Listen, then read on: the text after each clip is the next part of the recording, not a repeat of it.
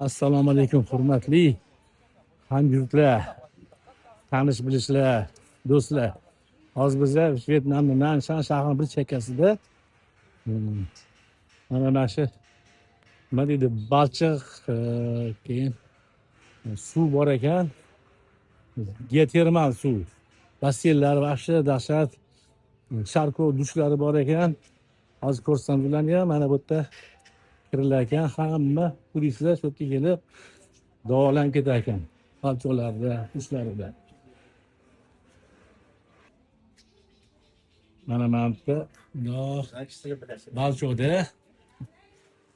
balchoda mana hamma instruksiyasini yozib qo'yibdi. Inglizcha, vyetnamcha. Mana ba'zi har xil masajlar ham bor ekan.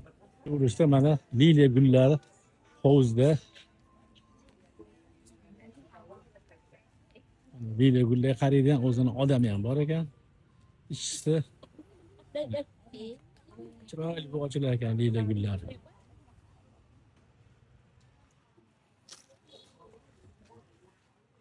Mana ichkariga kirishni boshladik. Mana bog'i.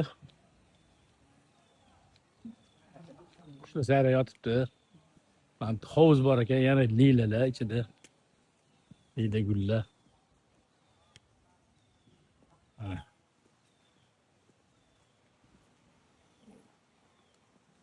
sosuv beradigan joy ekan, kalti bilan shkopiga.